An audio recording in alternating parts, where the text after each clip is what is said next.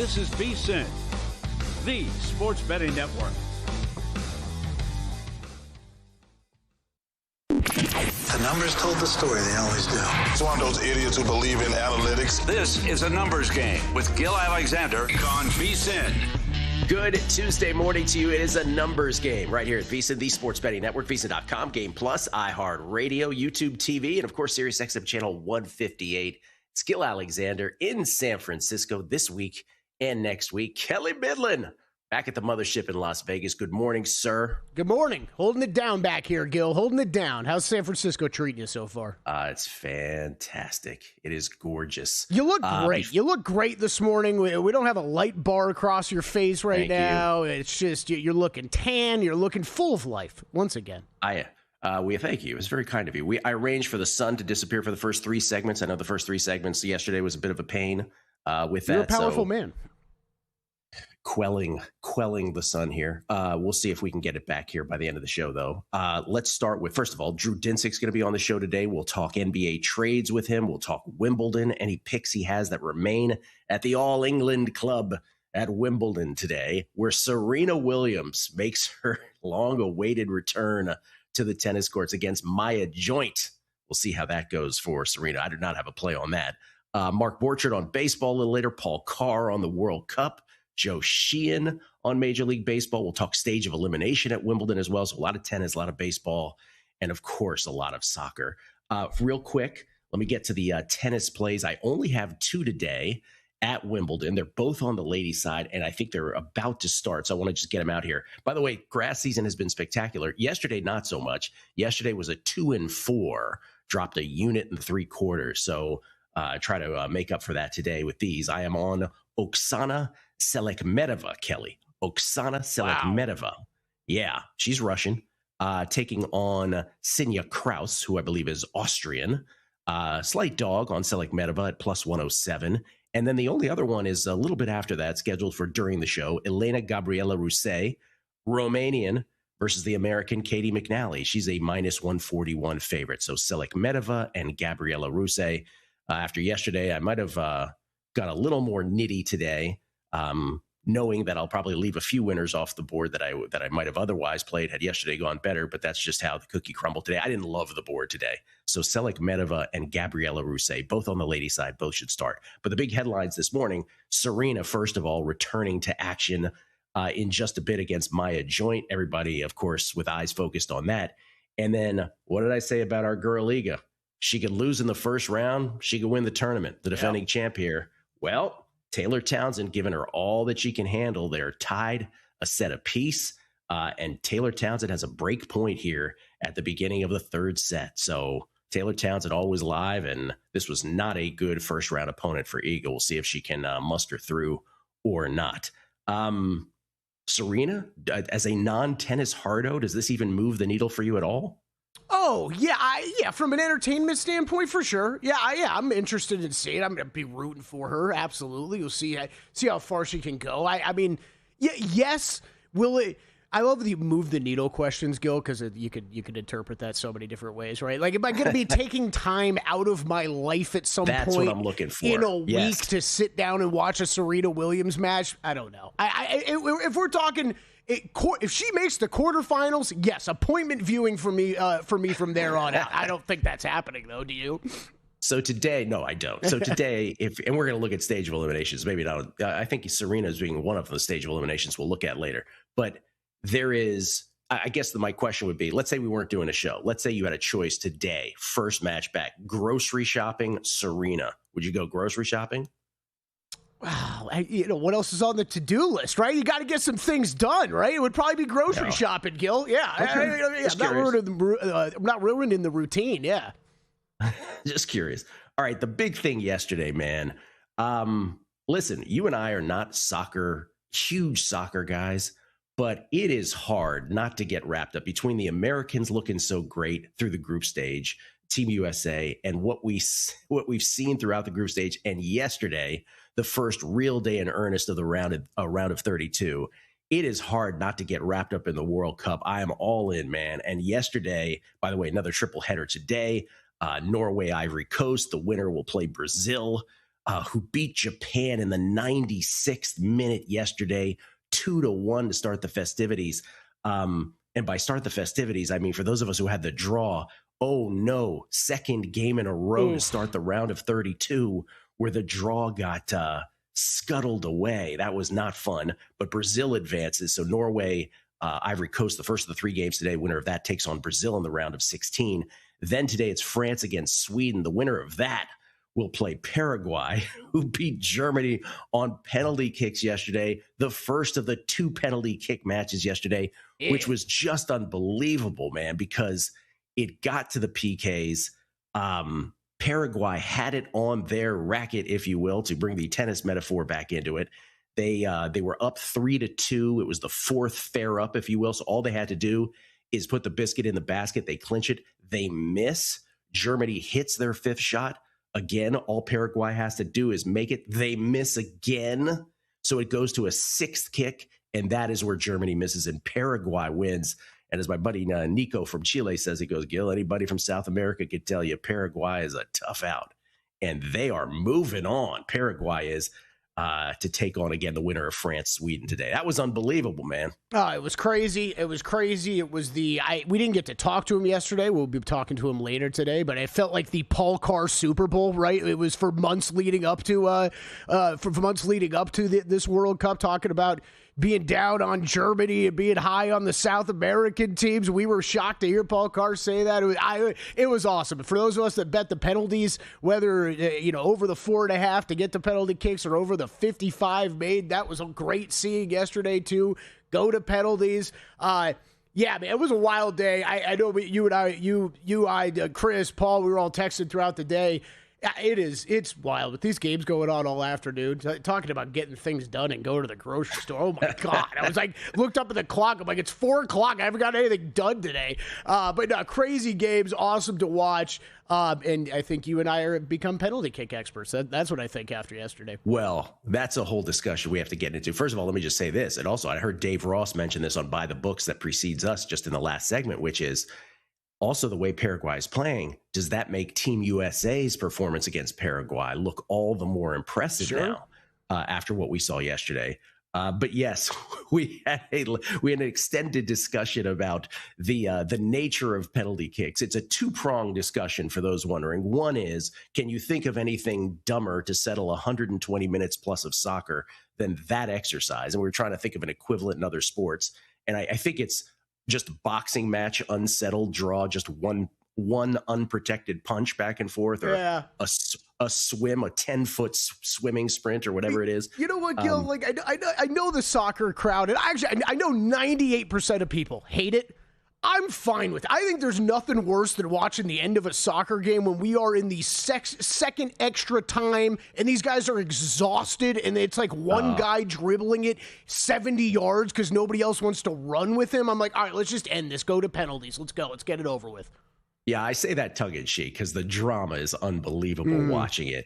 And then the Kelly sidebar, it's, what was your thing? You said, what's allowed here? What can you do before you kick it? So I was so distracted when you're watching these guys run ups to the ball because it is wildly different, right? And it's clear there's a little bit of head games involved, right? Like you and I both caught on to I don't even remember which keeper it was at this point. Was it Paraguay who was doing like the skull clap real loud right as the guy's about to run up? And you're like, okay, well, like that's obviously on purpose. One real loud clap right as the guy's trying to start thinking. But then you're seeing some guys like weave in and out of like a figure 8 to then like get the right angle and then kick it the other way. Right. And then I know as everybody hates, and I know Paul hates too, I'm sure he'll go off on it later, the twinkle toes stutter steps, which as you pointed out, feels like it works about 37% of the time. Keep doing that. I'm not even sure it's 37%. The stutter step never seems to work. There was one guy, Gil, you texted, but there was one guy on Paraguay I saw line up like 10 yards back and 15 yards over and do this like weird diagonal run and then circle around to get to the ball. It was a process. Of course, the nightcap didn't disappoint last night either. That was, awesome. Just unbelievable. where Morocco and the Netherlands played each other. This was a stoppage time or a added time goal that actually helped those of us who had a draw. So giveth and taketh away on the added time. By the way, that is now, shout out to Todd Furman for coming up with this. That's the 24th goal of the tournament in added time, the third already of the round of 32. In other words, after the 90th minute. So that one helped those of us who had the draw. It ends up in a draw victory for bettors. That penalty kick back and forth was unbelievable. The Netherlands, if you remember, went up 1-0 after Morocco hit the crossbar on their first kick. Netherlands then missed with a stutter step, hit the post. 1-1 then after Morocco tied it when it looked like the goalkeeper had stopped it, but it trickled underneath his body into the back of the net. So it was 1-1. Then at 2-2, Netherlands wide left, completely out of the goal box. Shaked it. Then Morocco says, watch this, hits the left post. So it's still 2-2 going into the fifth round of it, if you will, the fifth shot at it. That's the one where the Netherlands shot was blocked by the upright goalkeeper with his left hand. He didn't even get to the ground. He just stood and blocked it with his left hand. And then Morocco put the biscuit in the basket to win it. Morocco going to play Canada in the round of 16 on Saturday. Just unbelievable drama at the World Cup. And today, again, Norway, Ivory Coast, winner plays Brazil. France, Sweden, winner plays Paraguay. And then Mexico, Ecuador tonight. The winner will play the winner of the England, Democratic Republic of Congo match tomorrow. So what drama. Paul Carr will be here. He'll give us his thoughts on today's slate of games as well. I think the draw fest will continue for me in one way or the other. Just keep on going. It's been a profitable experience. We'll come back. We'll talk about another NBA trade. Ja to the Blazers. Let's go. It's a numbers game at VSiN, the Sports Betting Network. Racetrack Television Network brings you every race, from every track, on every screen, every day. With monthly packages starting as low as $5, RTN gives you great value and access to more live HD streaming and race replays than anyone. Visit RTN.tv today to sign up and watch on almost any device, including Roku and Amazon Fire. Use promo code TRYRTN for a 5-day free trial.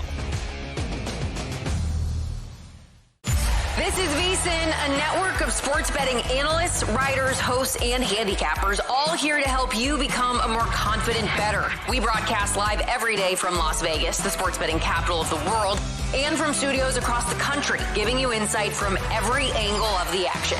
Take VSiN with you wherever you go with the VSiN Watch app, or catch us on streaming platforms and regional sports networks. You can also listen live on SiriusXM channel 158 and on radio stations nationwide.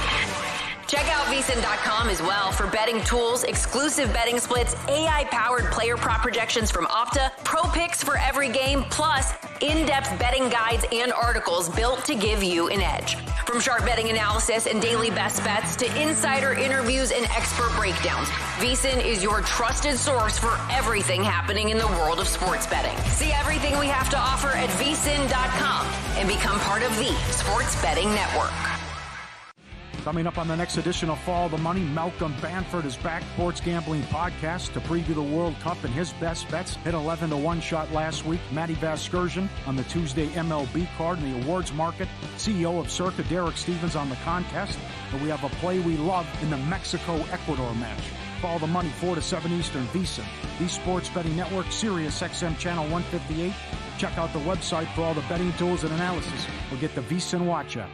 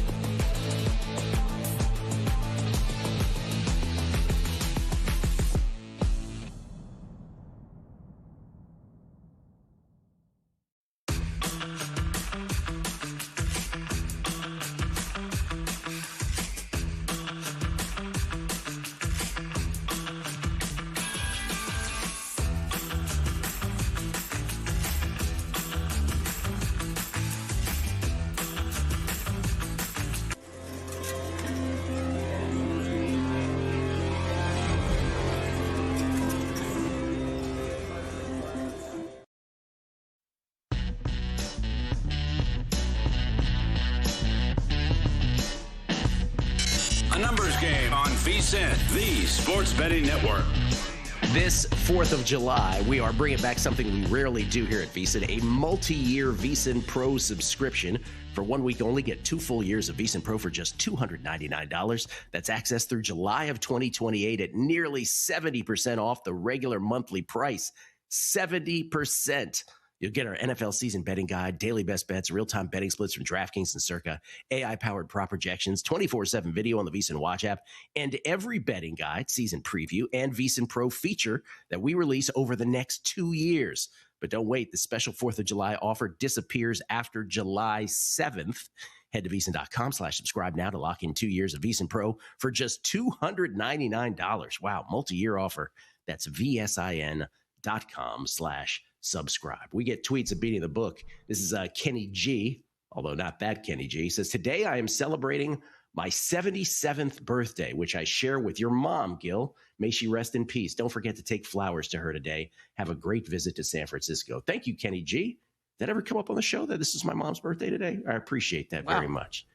Las Vegas 514. Yo, why does the World Cup happen every 4 years? They should give baseball 39 days off and have this amazing tournament instead. I haven't seen this much soccer since my kids played youth soccer. Absolutely enjoying this World Cup. I think that speaks for many in America right there. Johnny Ringo, is ending the World Cup knockout match the equivalent of ending an MLB playoff game via home run derby? Yeah, that's pretty much the best equivalent. It's not the funniest equivalent, but it's probably the most accurate. Yeah, that's a good one. That's a good one. Shrek McPhee. Gil was trying to come up with a lot of these yesterday. I'll be honest, while you were texting these over, I'm sitting there thinking to myself, do you know how many hours out of my life I burn a year watching free throw competitions late on a Wednesday night between NBA teams that I have bets on? Yeah, I'm good. I don't need any more of these. Yeah. Shrek McPhee, he sees it coming. He's like, Eaga, head case loss in 3, 2, 1. He thinks it's coming. We'll see. On serve in the third. Hoops by Hoots. I'm okay with penalty kicks at the end of a game, but I have more of an issue with how punitive of a punishment that a penalty kick is in game. Oh, I agree with this completely. Yeah. Would be like a free throw in basketball being worth 10 points and shooting it from the block coming from an every 4-year soccer viewer. Yeah, you know what, though? I know you admit to only watching it every 4 years, but we haven't really seen it that bad in this World Cup. But you can watch some league soccer where they call that, a foul inside the penalty box so picayune, right? They're so pedantic about it that it does completely change. Like, I guess our equivalent in American football is the 50-yard pass interference call, right? Yeah. Where you're like, oh, now they get the ball first and goal to 2, like, because you decided to call that.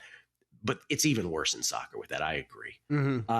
John Balduzzi, that dude that shanked it left by 10 feet. First off, how does that happen, he says. Second, he should be thankful he's not from Colombia and it's not the early 90s because he'd be donezo. Yeah, that's a very sad story where I guess I don't know if you're referring to the penalty kick or the own goal. I think you might be referring to an own goal by Colombia in the World Cup. And a whole 30 for 30 on it. That's right.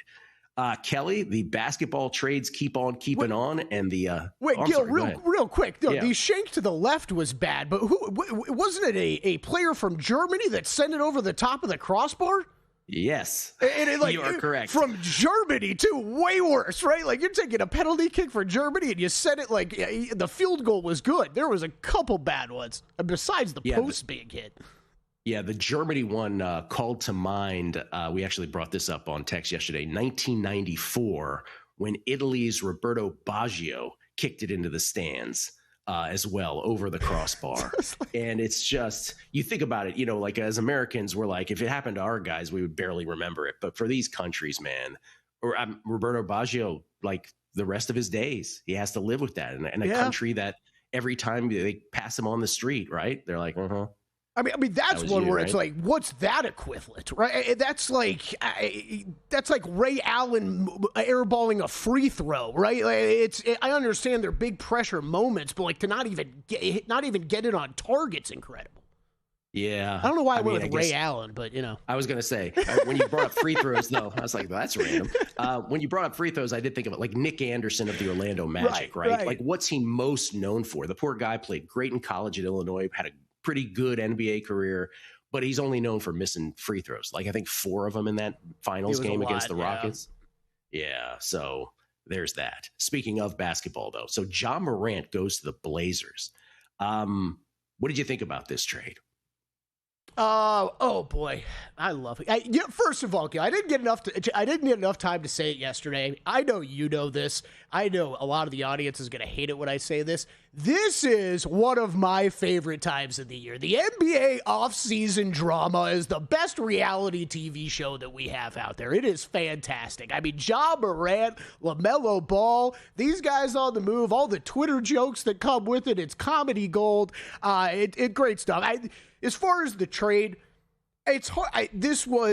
We talked about LaMelo, right? And it was Charlotte wanting to get out of the LaMelo Ball business. Memphis, we knew was looking to move Ja Morant all along, and they couldn't get anything for him. And this was, I think, bound to happen. It was really not getting much back at all. I mean, you're talking about Jeremy Grant coming over, and you're basically matching salaries with him. He's not going to do anything for the team going forward. Obviously, the story is Ja Morant going to the Portland side. What does this mean for Portland? I think, like a lot of people, I started to think, Gil, does this mean what's next, right? Is this Portland's got a lot of assets, both player and draft assets that they can move. With all the Jaylen Brown news going on, was this a setup move to go move other pieces to go get Jaylen Brown, which I don't think that's completely dead yet, except I just don't believe Jaylen Brown's leaving Boston. I don't think that's happening. I think Boston has taken this from Giannis and just started asking for everything from anybody else it's called, and that's why it stayed in the news. I don't really think anything ends up happening there. But yeah, man, it's really interesting, and this backcourt is jammed. So are they going to make another move? I don't know. I think it's an interesting group. You got to remember Damian Lillard's coming back. You got Drew Holiday there still right now. Shade Sharp will be back. Add Ja Morant to the mix. That is a crowded backcourt. I think the one as the day went on, Gil, I liked it a little bit less and less for one reason. If this is what the roster is going to look like, Denny Avdia needs the ball in his hands as much as possible. Damian Lillard is already coming back. Now you're going to add Ja Morant to this lineup.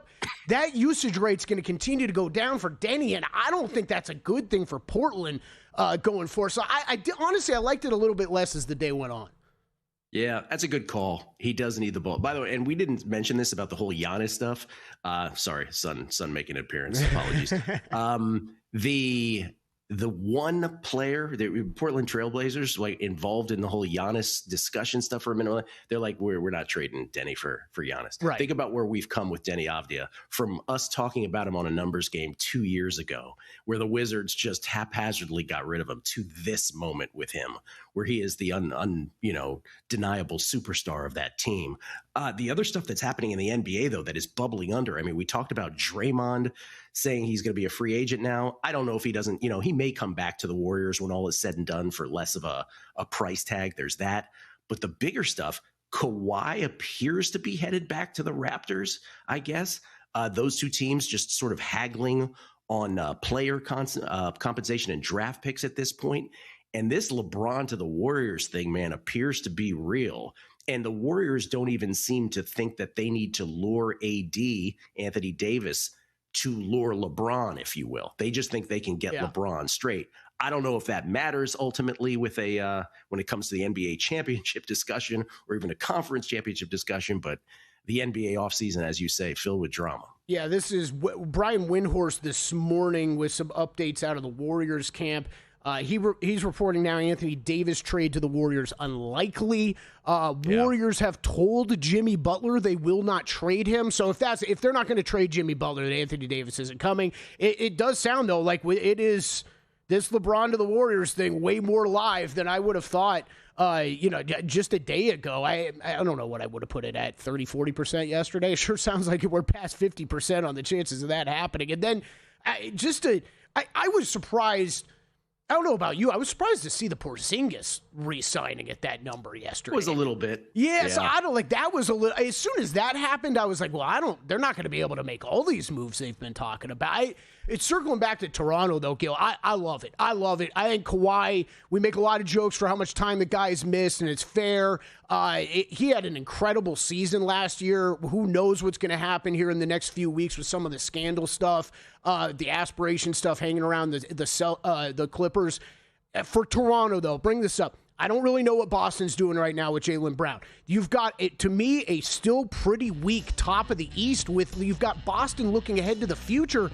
Toronto, go make a play. You were right there last year. You need a star player, though. You can go add a very, very good player. I love it. Get yourself in the mix. All of this, though, when in terms of a championship, feels like deck chairs moving around on the Titanic. I'm not sure if any of it matters, but the Warriors appear to be all in terms of, we got Steph Curry for a year or two more. Let's just try as hard as we can. Coming back with Joe Sheehan on baseball next on A Numbers Game. Biggest contest we've ever seen. Seriously, what's the guarantee? They're still talking about it. I think it's time to put the rumors to rest. Showtime. $30 million. $30 million? $30 million? $30 million? That's $30 million guaranteed. 3 contests, multiple ways to win, no rate. Entry starting at $1,000. Enter in Nevada, play from anywhere. Elevate your sports betting game with VSiN's exclusive betting splits. Stay ahead with real-time market trends and track bet percentages on any matchup. Then uncover the edge by comparing them to the amount of bets placed to find out where the sharp money is headed. Upgrade to VSiN Pro to access betting splits, live odds, line moves, power ratings, and in-depth game analysis. Go to vsin.com/pro to join VSiN, the sports betting network.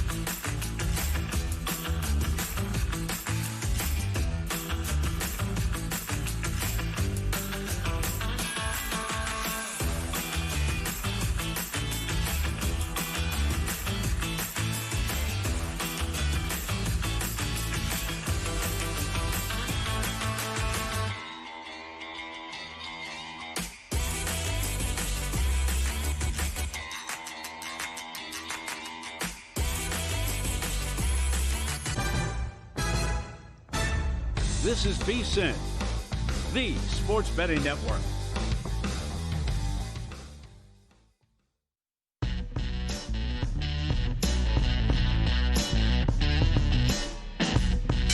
A numbers game on VSiN, the sports betting network. Circus football contests are open, of course. You don't have to live in Las Vegas to play after your required in-person registration. Winner's Circle Proxy handles your weekly submissions so you can make your picks from anywhere in the country. Winner's Circle Proxy, VSiN's preferred proxy service. One trip to Vegas, play all season long from anywhere. Schedule your appointment now at winnerscircleproxy.com. And July is tomorrow. That means football season is right around the corner. It will happen before we know it. By the way, follow up, Kelly, on the LeBron to the Warriors stuff. Of course, we bring all this stuff up, not to be all sports talk radio, but because you can actually bet on these things now. Kalshi has the LeBron James next team market up.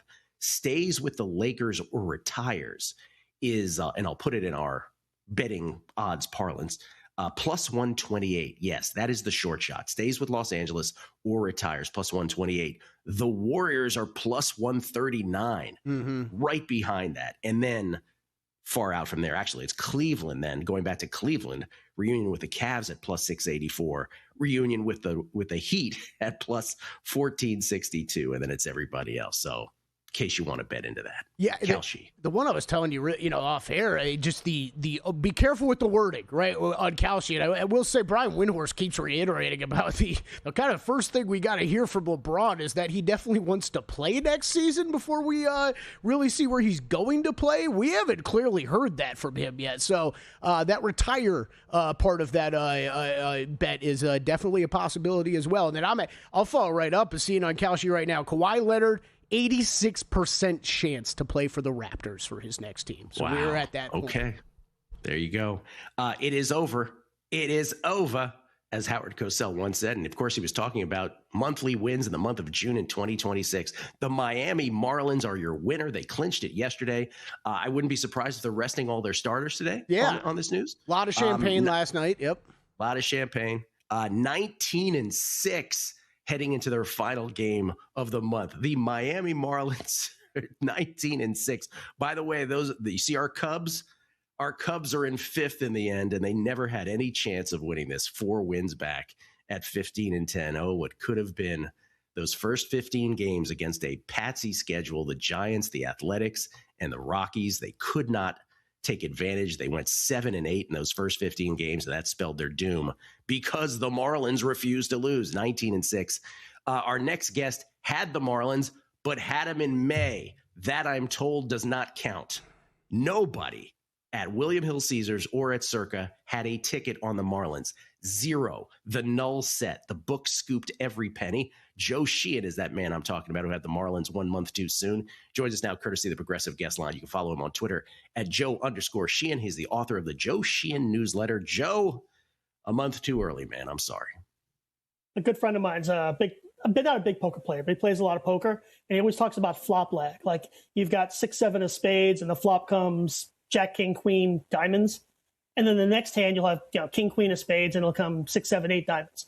That's me with this fly. I got flop lag on the monthly bets. Yeah. You want no part of July, or you just didn't have any time to actually look at it yet? It's more that I hadn't had a chance to look at it. And the end of the month really snuck up on me, guys. June, it's only 30 days. It sneaks up on you at the end. But I will say that the one thing, not having looked at schedules, I think the one thing that I'm coming to is you want to look at teams that have underachieved their performance to date. The Marlins have actually one of the best, biggest gaps between their actual record and their third-order record as published at claydavenport.com. And it really does seem to me that that's ending up a key number. These teams that are underachieving up to a certain point, getting on them for the following month. So maybe you look at the Tigers, who have actually the best third-order record in the American League Central so far. Well, I took the Red Sox along those lines. Got them at 80-1 for the month of July.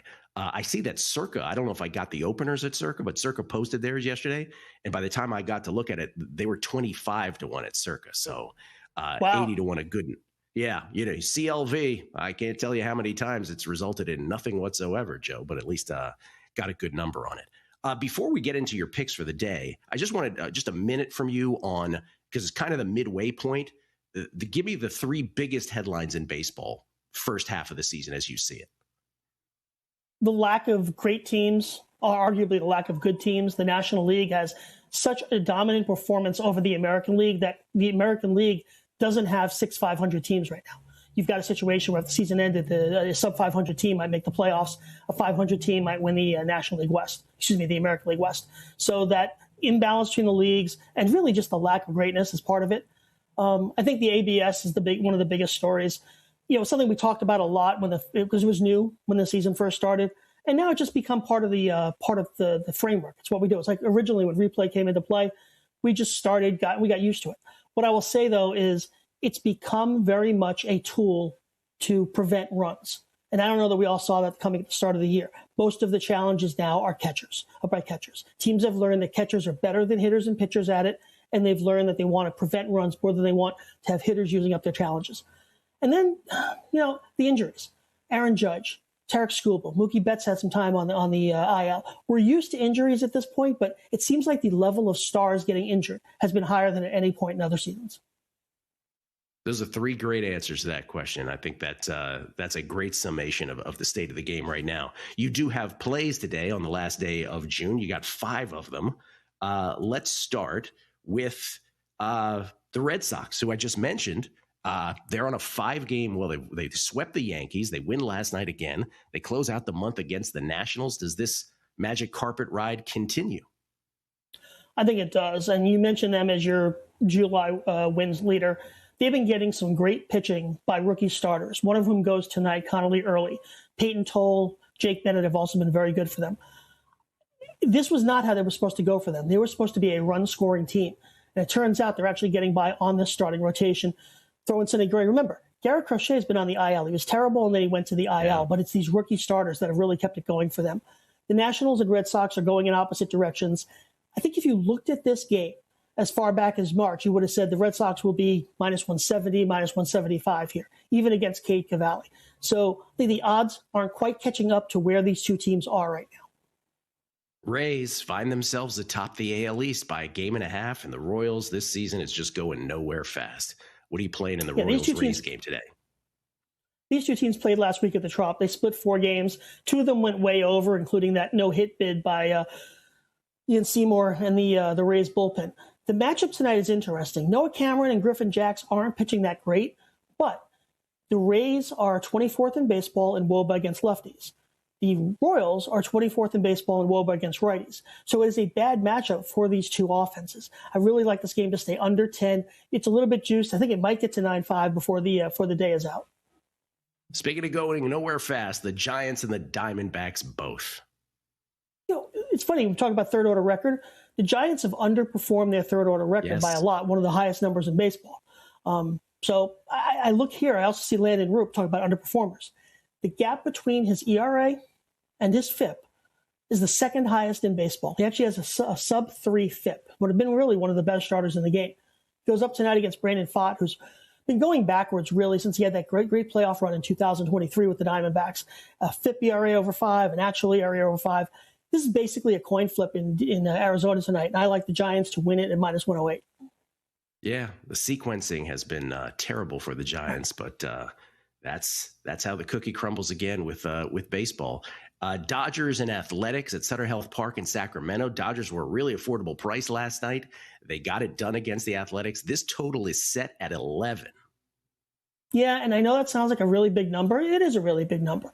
But you look at Sutter Health Park this year, 36 games, 19 of them have been at that number or above. The average number of runs scored at Sutter Health Park this year is 11.3. So I like the over here. I think that it's even money right now where I was able to get it at FanDuel. We'll see if it goes up from there. Justin Robleski, we're talking a lot about the gap between performance and underlying skill. He's one of the biggest pitchers when it comes to the gap between their ERA and FIP in the other direction. And on the other side, you got Jeffrey Springs, who's been getting knocked around this year. So I think this one comfortably goes over 11. All right. And how about a prop of the day, Joe? Yeah, I've been playing a lot with total basis props of late. And tonight you've got Christian Yelich going up against Rhett Lauder in Milwaukee. Yelich bats leadoff, definitely 4 plate appearances, usually 5. Rhett Lauder really gives it up to righties. 440 slugging allowed, 525 expected slugging allowed. So Yelich, whose power is down this year, should have a good opportunity to get 2 singles, a double, a lot of ways he can get to this. It's plus money at 127 for over 1.5 total bases. All right, Joe, since it is the midway point of the season or thereabouts, just before the All-Star break, I will ask you this, as your non-betting friends will ask you, hey, who do you think is going to be in the World Series this year? I ask that of you. You know, I'm very stubborn. Until I have a reason to punt my preseason prediction, I stick with it as long as it's mathematically possible. Preseason, I had Dodgers over Rangers, and I'm sticking with Dodgers over Rangers. I like it. I have the Rangers season win total over. Let's get there, Rangers. Anytime you're ready to sort of soar, I appreciate that. But the Rangers are trending in the right direction. Joe, appreciate it very much. And good luck with all the bets today. We will be following. Thanks, guys. Joe Sheehan, everybody, at Joe_Sheehan, again, on Twitter, the author of the Joe Sheehan newsletter. Best place to get that is at joesheehan.com, or check out his Twitter for links there as well. Joe Pita, one of our beloved baseball guests, his North Star of baseball writing is Joe Sheehan, so that's all you need to know about that. Always love checking in with Joe. Stage of elimination at Wimbledon. Let's do those props next for multiple players on a numbers game. You make me go loco, baby, yeah, that shit makes me crazy, yeah, that shit makes me crazy. You make me go loco, loco. You make me go loco, baby, yeah, that shit makes me crazy, yeah, that shit makes me crazy, yeah, that shit makes me. You make me go loco, baby, yeah, that shit makes me crazy, yeah, that shit makes me crazy. You make me go loco, loco. You make me go loco, baby, yeah, that shit makes me. The party never stops at Stadium Swim. You make me go loco, loco. Your favorite VSiN shows and personalities are now available to download as podcasts. Catch every hour of our live broadcast with VSiN Best Bets, or find your go-to show and download it directly. Get instant reactions to last night's games, sharp analysis on today's biggest matchups, and everything in between. Whether you're commuting, working out, or just catching up, VSiN lets you take the action with you wherever and whenever you want. Search VSiN on your favorite podcast platform and get in on the action with VSiN, the sports betting network.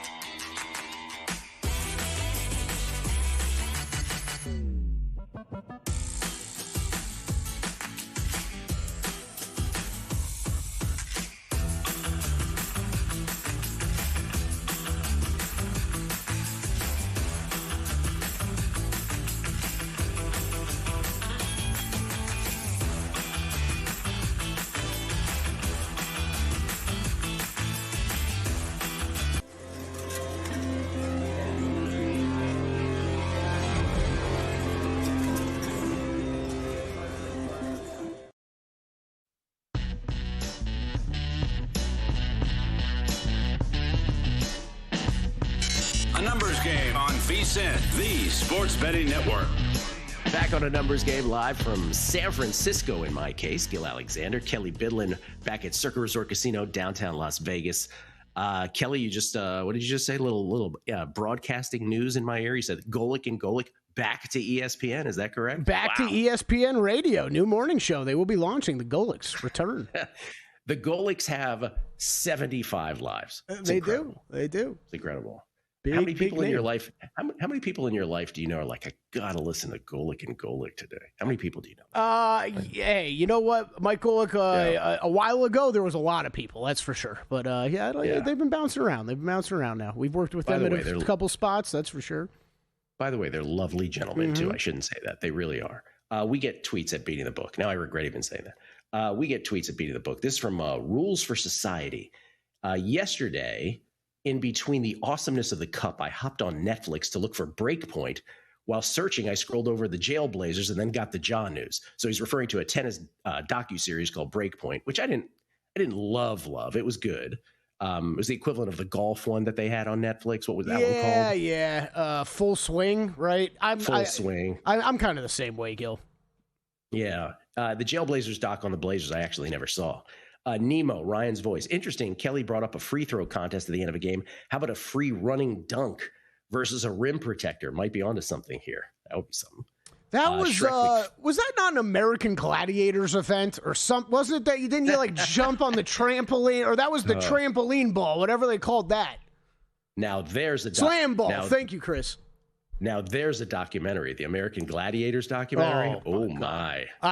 Gil, I was obsessed with that show. Are you kidding me? That was like early '90s. I was like 6, 7 years old. I'm living in LA. That show was like in its heyday, man. I watched so much American Gladiators. I can't even tell you. You probably never watched it. I could name. You know how many I could name? I could probably name 14 of them.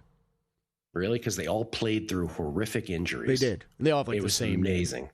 It's like they make fun of that dodgeball, right? It's like laser, blazer. Like it's all like the same names. I wasn't into anything that wasn't real, that didn't keep score, you know. Shrek McPhee, the guy who hit the ball over the bar on the last one for Germany, had 0 career penalty kicks. There's video of 2 to 3 German players saying no to the captain, asking them to kick next, meaning the 6th and what ended up being the deciding one. How does Germany have no goal scorers to sub in late for the shootout? Insane. Yeah. So I feel like that gets brought up often with penalty kicks. Like I get it that there are certain guys that are going to be better at that than others. But like, Gil, we're still talking about a soccer player kicking a soccer ball into a big soccer net with one guy in front of it, right? Like nobody, like, I can't do this. Like I understand not wanting to do it, but like not being able to do it, I doubt. Did you catch the commentary in studio? Another awkward Fox moment, which is just phenomenal television. I go back and forth between thinking it's phenomenal, Gil, and oh god, this is cringe. Like let me turn this off. So right before the Netherlands-Morocco penalty kicks, they went back into studio. And it's, once again, the color is Zlatan Ibrahimovic, Alexi Lalas, and Thierry Henry.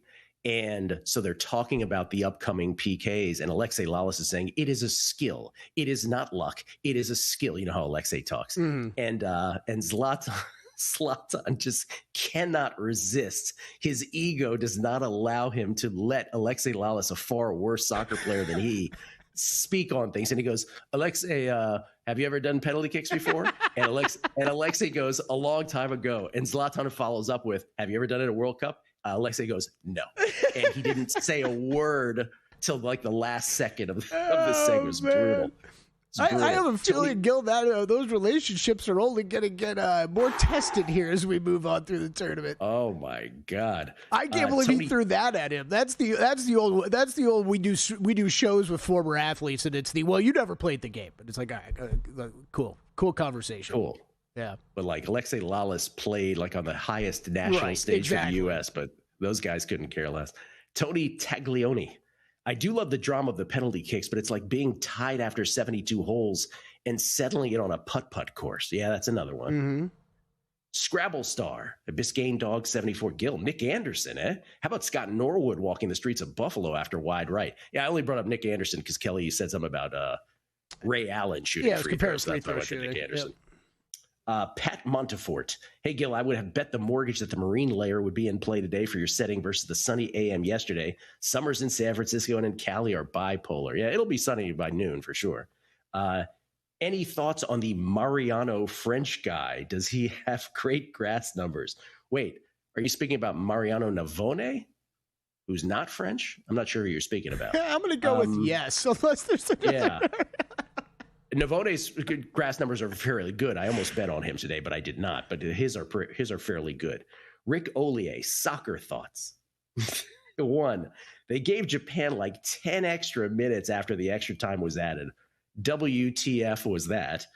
2, maybe soccer should only be penalty kicks, would make the sport way cooler and way more exciting. And 3, I have caught the World Cup fever. Let's go, USA. LFG USA, he said. Okay, stage of elimination in tennis. By the way, Iga Swiatek does defeat Taylor Townsend. Gut check, as Joe Gibbs used to say. That's a gut check for Iga.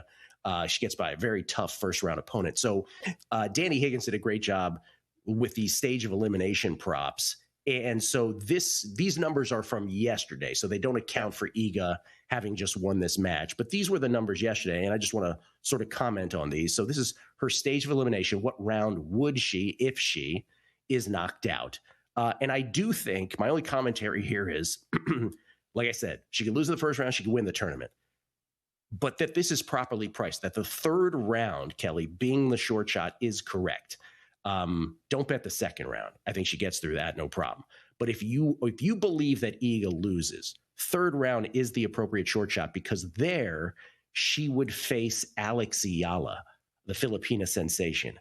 And Alex Ayala would be Serena Williams' second round opponent. But I think if anybody's able to beat Iga, that's probably the pitfall right there. And so I do understand why that's the short shot at plus 370. But like I said, she can win the whole tournament, but I get the pricing. Yeah, just looking up her updated outright numbers to win Wimbledon after her win. She's 9-1 at DraftKings. This was the match you were, I don't want to say most concerned about, but you were concerned about her getting out of this first round. Would that be an add-on if you didn't have, or would that be a bet if you didn't have her already, Go? Yeah. I mean, this was always tricky to me. Taylor Townsend is a tough opponent. But Iga almost never loses in the first round. Like, that's the one thing about her career. She usually crushes first round opponents, but I knew this was trouble. But she does get through. So yes, does it make me feel that much better? It does. But I'm looking at that third round with Ayala. That's the next one where I'm like, oh no, here we go. So that's Iga. How about Serena? Well, I set her pre-match or pre-tournament total matches number at 1.5. That's a number I created, meaning I think she beats Maya Joy today, but then I think she loses to Ayala in the second round. And so, yes, to me, there is a bet here. I think you bet second round plus 450 on Serena Williams. That's actually a pretty generous number. Yeah, to me. Yeah, so plus she's 450. At DraftKings right now, Maya Joy minus 129, Serena plus 102 in this match today. But yeah, if you lean that way to plus 450, I mean, she's going to be, what would you guess her price is against Ayala? $2 dog? Oh, at least. Okay. Yeah, $2 dog. She's a dog against Joint today, I should point out. Right, the plus betting market thinks Joint beats her. Yeah. That match, by the way, coming up just before 1 p.m. Eastern. The second to last of all the women's matches today. But yeah, to me, second round plus 450 is a great bet. That's a better bet than like betting a soccer draw that we've been hitting left and right. So that's a hell of a bet. The next one here, just to get through a couple more, because these are fairly interesting because you can get really good numbers on these. Next one here, Ali? Oh, so let's talk about Sasha Zverev for a second on the men's side. Sasha Zverev, who's coming off the French Open win and is just like, his career is made. He's got his slam. I think the quarterfinals is exactly the correct short shot. Why? At 3-1, by the way, because he plays Taylor Fritz at that point. Taylor Fritz is not only a great grass player, but Taylor Fritz, you ready for this? Owns Sasha Zverev. Owns him. It is his kryptonite, Sasha Zverev. So 3-1 right there, because if they meet each other, That's a coin flip of a match in terms of the match price. 3-1 quarterfinals on Zverev is absolutely the play to make there, if any of them. And I don't think either of them have a problem getting to that quarterfinal collision course. And then finally, before we go here, let's squeeze one more in if we can. This is, do we have it? Yannick, oh, forget it. It's Yannick Sinner's stage of elimination. Guess what, Kelly? There ain't going to be one. So there's no bet here. Runner up. 7-1. Not going to happen. Nah, not going to happen. Not going to